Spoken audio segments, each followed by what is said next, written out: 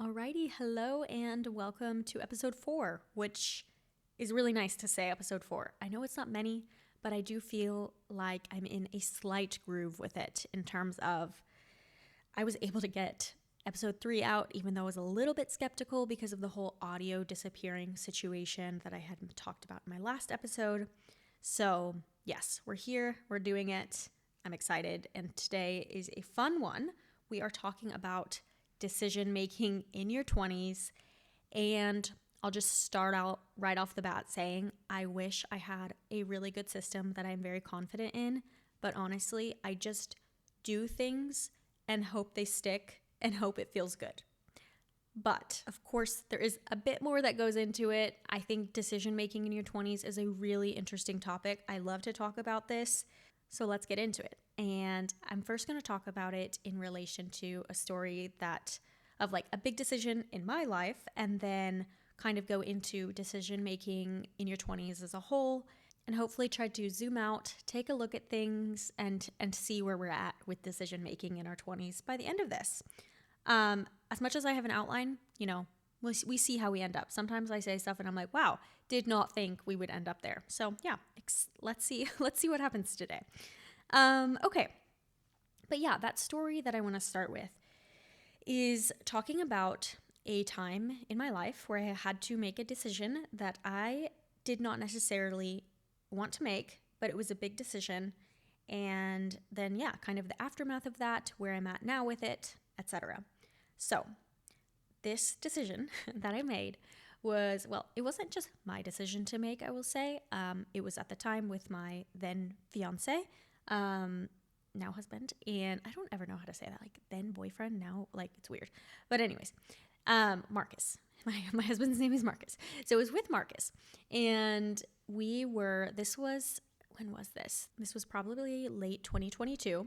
And okay, so for some context here, Marcus is a doctor and he was attending medical school in Prague at Charles University at the time that we met. And so yeah, he was in medical school at the time, and he always, when he was attending medical school in Prague, he never thought that like he would stay in Prague.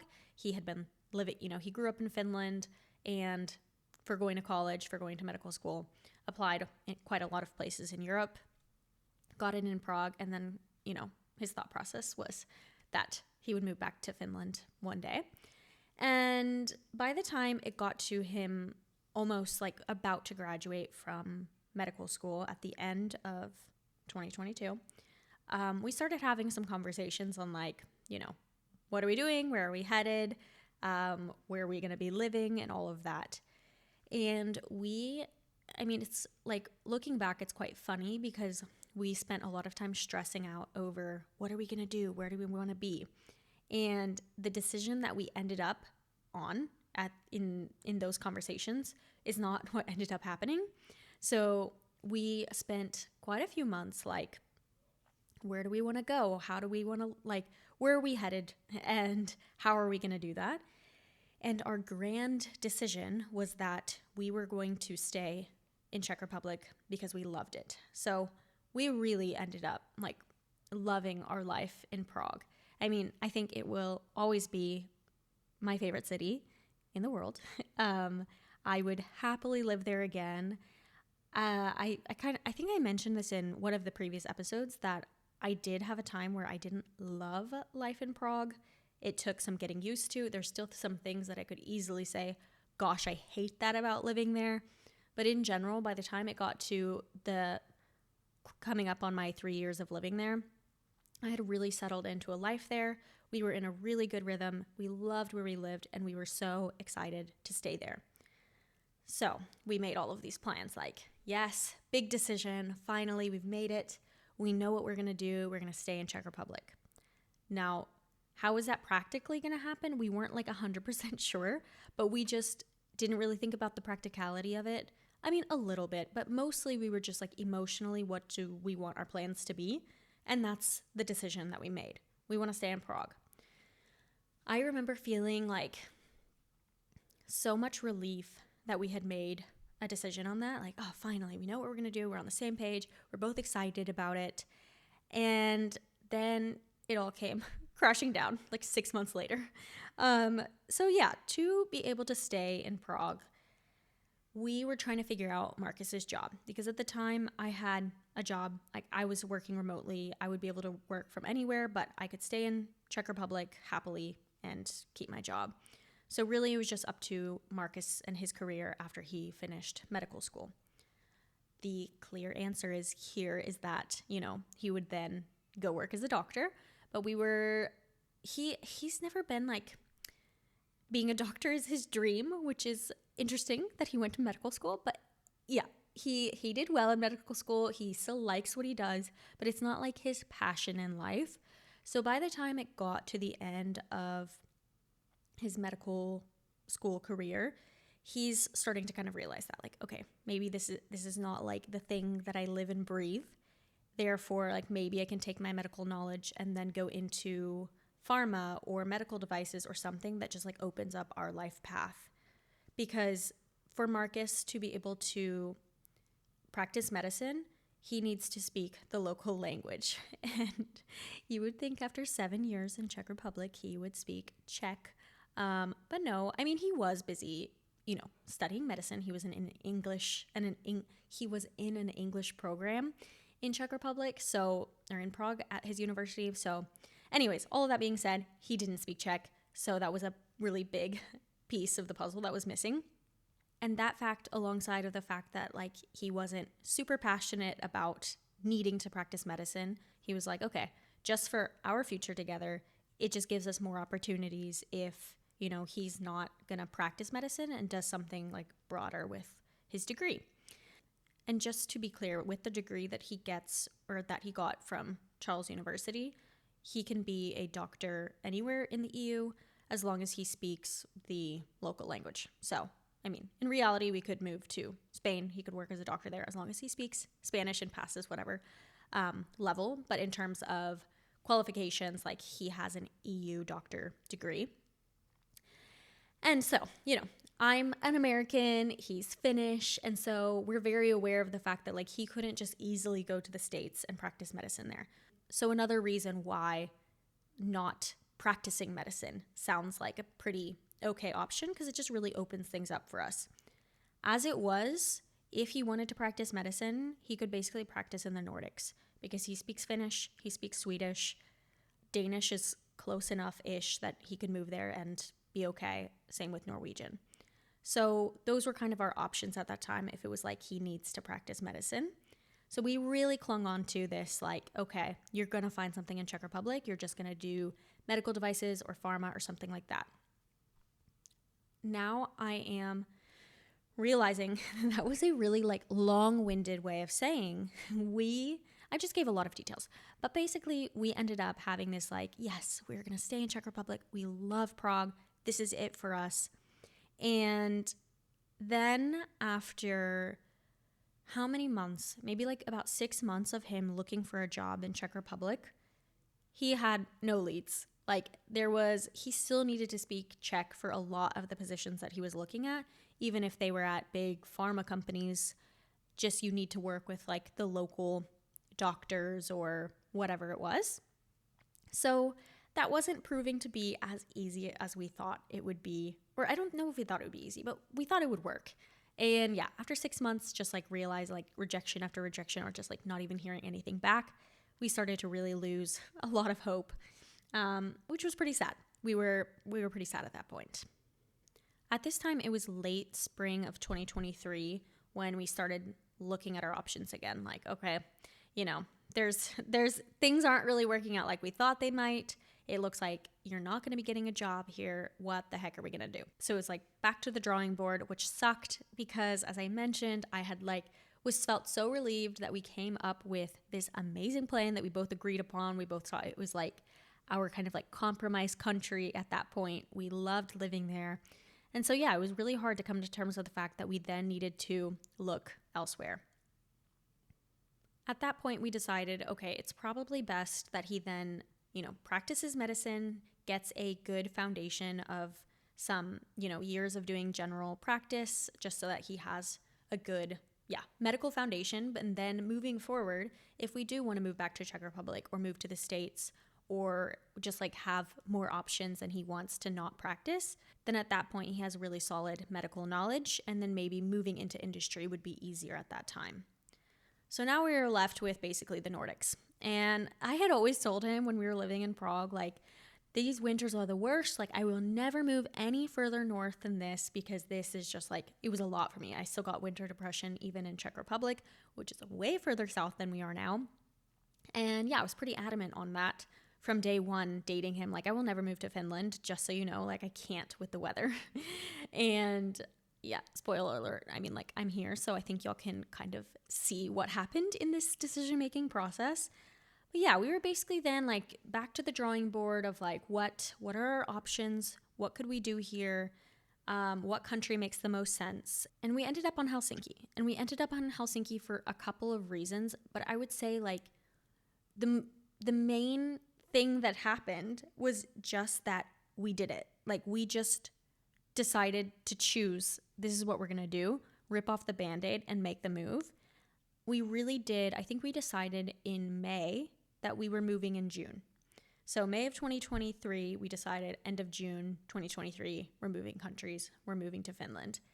And it felt so surreal. It didn't feel like we were really doing it because it was just like, well, number one, I still got to keep my job. So it felt even more like not real because we moved on a Friday and on Monday I was still at the same job, just had moved countries though. But yeah, it just felt like it wasn't really going to happen because we made the decision so fast. And we were also like majorly in denial that we were going to have to do this, that our plan didn't work out and that we were ending up having to move to Finland. So I think at the end of that, like, we didn't really have clarity on moving to Finland. It was more of just, we just said yes. We just decided like, this is what we need to do and we're doing it. So it was more a decision out of necessity and then out of just moving forward. And honestly, I didn't think about it too much. I tried not to think about it too much because, yeah, it wasn't what we wanted to do. So it was easier to just like bury your head and like just do it, move forward, and then, know that you'll probably survive. Now, if you've made it this far, I congratulate you because I really went into detail there. I do have that sort of problem where I have, my outline, I have a plan, and then I really get bogged down in some details that maybe are not super relevant. But yeah, the main idea of that story was just how, well, two of those decisions were made. The first based on emotion and just what we actually want, and then the second 6 months later based on need and reality. So now let's go into talking then about decision making in your 20s as a whole. And the thing that I think makes your 20s specifically very particular with decision making is it's those first years that it's really up to you what you do. Of course, in your 30s, 40s, and for the rest of your life, you're also experiencing this, but you've at least had some practice, right? So you at least are used to being able to kind of be in charge of your life to a certain degree. And in your 20s, you are experiencing this for the first time. Up until this point in life, you've had someone tell you what to do and how to live life and where you're going next. Pretty much that's always like prescribed to you. And so now all of a sudden, once you're done with college, like, you're thrust into the world and just like you're allowed to take full control and then start making decisions, and that can feel so heavy and overwhelming. I think there's a couple points in particular which are really overwhelming, and there are three things. Number one, the fear. Number two, the comparison. And number three, the timelines, which y'all are like, oh my gosh, please, not the timelines again. Yes, the timelines. So number one, the fear. So what if I pick wrong and everything goes to shit?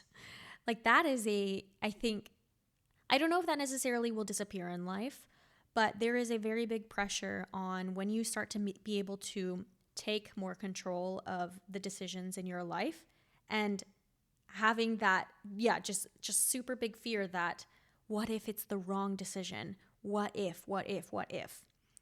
Then there's comparison. So there's, Betsy Lou is doing XYZ and I'm not. Should I be doing that? So in your 20s, you have everybody doing everything. Like there's so many different paths that you see people start to take. And okay, that's nice on one hand because then you kind of know like, oh, look, I could do anything.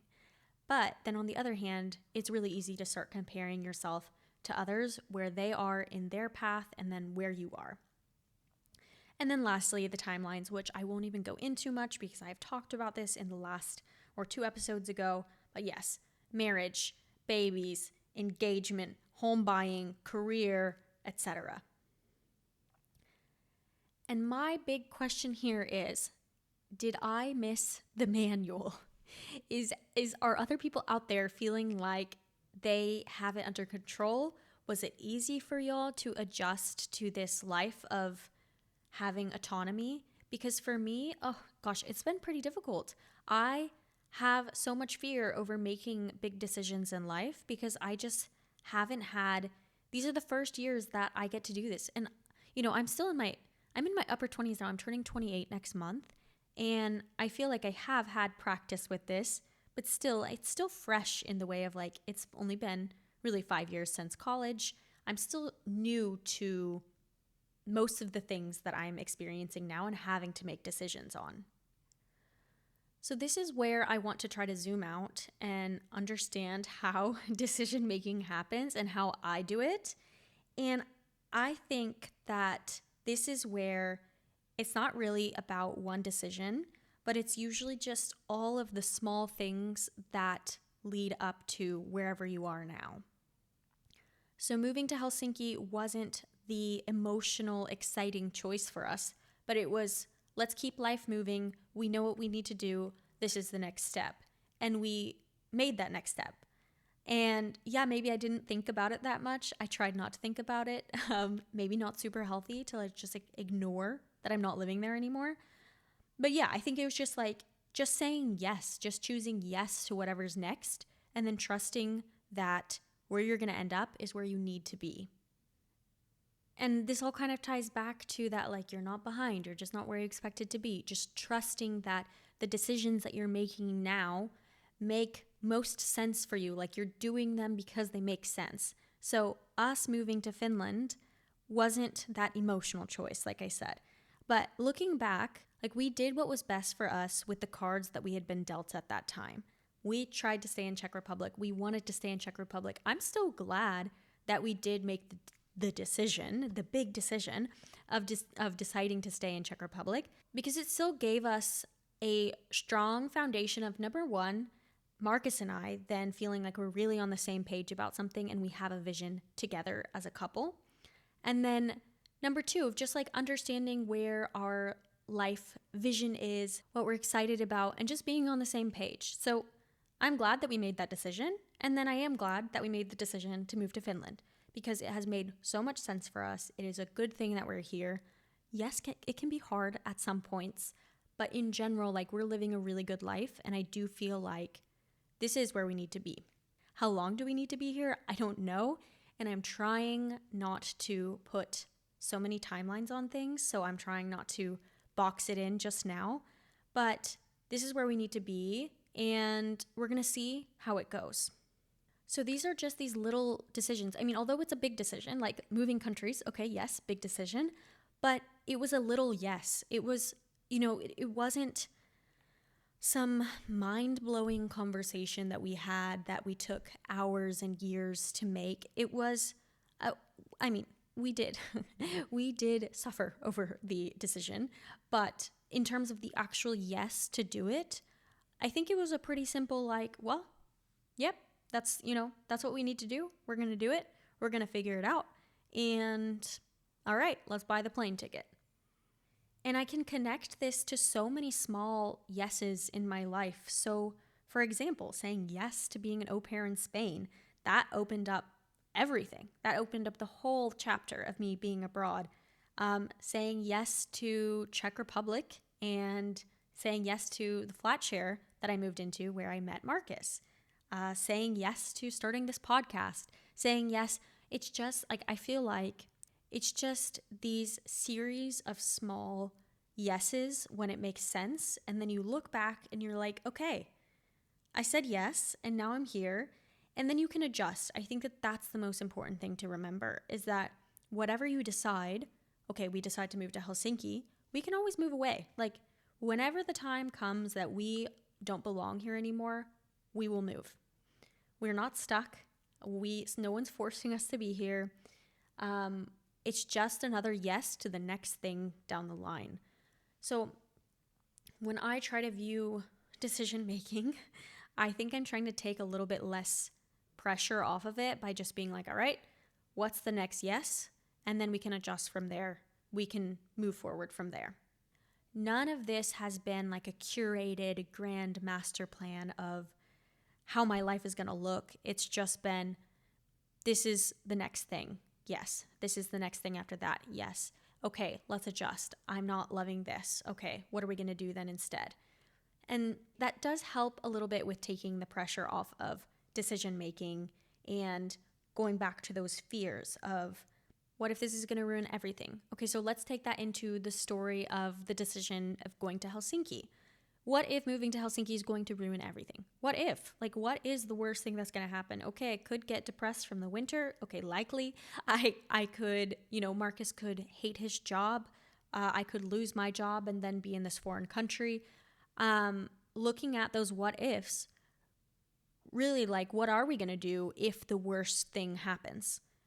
We will change what we're doing then, and then we'll make new decisions based off of that new set of life experience and the new set of cards that we are currently being dealt in that moment. So for me, I kind of miss being told what to do. I really enjoyed high school, college, semesters, life in these chunks. It was like so manageable. And at the time, I didn't think it was super manageable. There was really like big decisions that really overwhelmed me. Like, what class am I going to take this semester? But yeah, looking back, like there really wasn't like, what will I do with the next year? And now when you enter adulthood, that question exists. That's really liberating. And it's also really terrifying.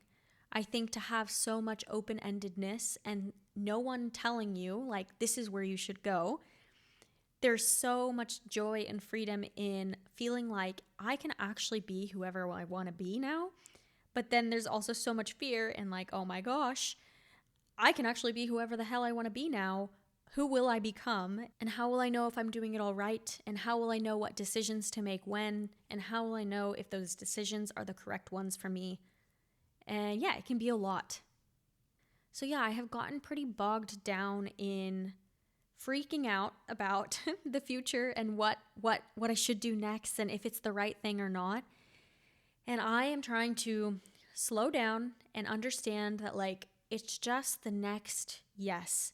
And those yeses can be big. Like, okay, for example, Marcus and I, will we move to the US one day?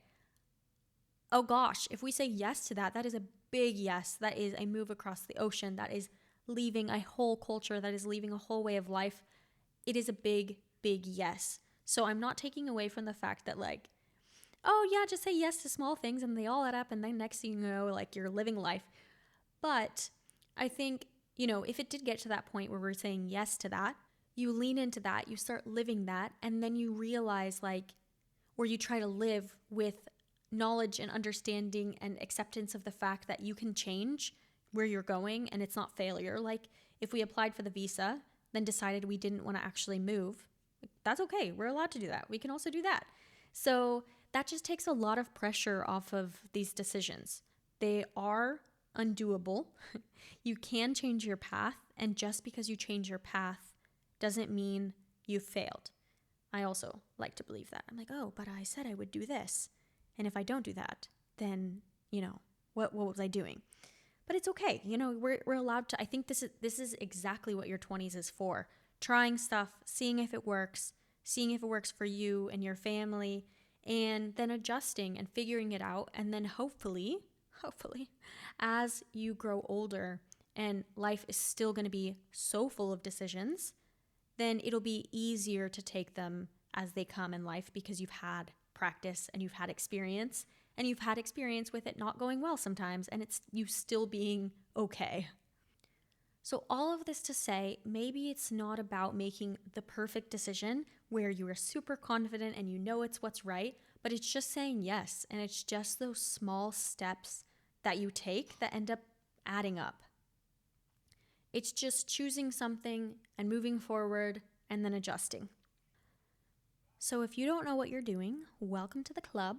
But if you do, if you have some sort of decision-making framework, DM me, let me know. I want to take a look at it because I feel like I'm still just like winging it. And yeah, this is where I'm at now.